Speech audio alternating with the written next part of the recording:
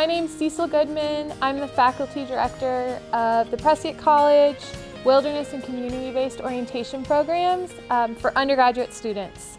And today we're going to be talking to you about wilderness orientation gear, specifically the sleeping gear that you're going to need on wilderness orientation. And here to talk to you about it is Haley Ahman. Hello. She's a field instructor for wilderness orientation. But before we get started, a couple of things to remember when you're figuring out your gear for orientation.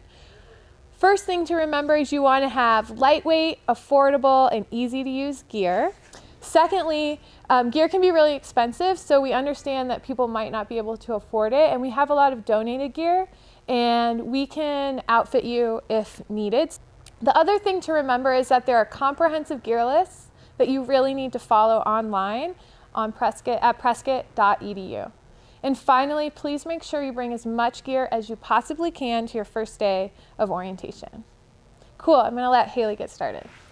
Sweet. We're gonna start with the ground sheet.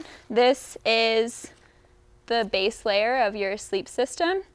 What I have here is a piece of Tyvek, and this will be used as the bottom layer of your sleep system.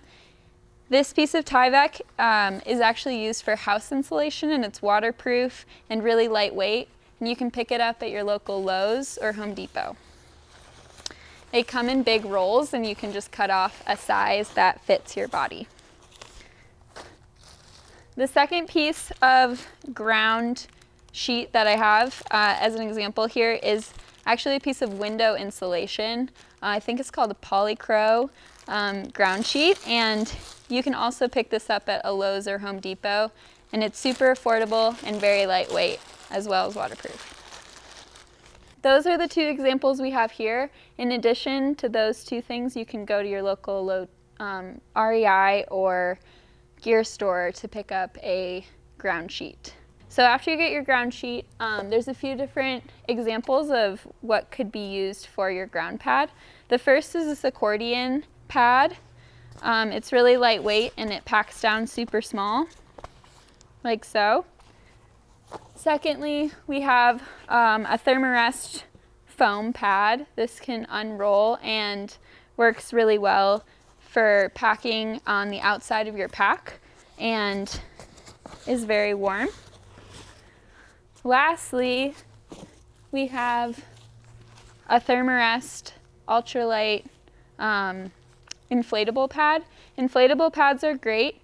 Some things to be aware of with them is the size and the weight. Some can be really heavy and really large, and just being aware of the size and the weight. Another thing to consider with it is the poppability of being in the desert and in a rugged ecosystem like the desert Southwest.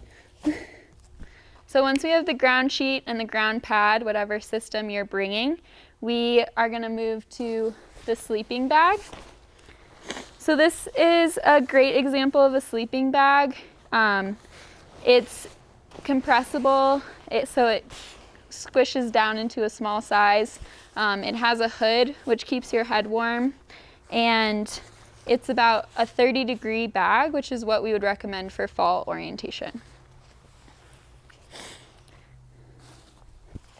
You'll be packing the sleeping bag into what we call a compression sack.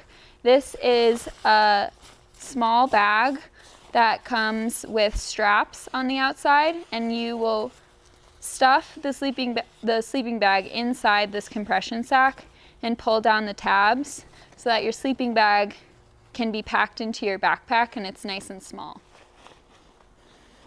And then the last thing I'll talk to you about is my favorite piece of gear, the sacred socks. They are a pair of socks that you will bring on orientation that you will use at the end of the day. They'll never leave your sleeping bag, at least mine don't. And they're really cozy and warm, and they're like a special treat at the end of the day of hiking.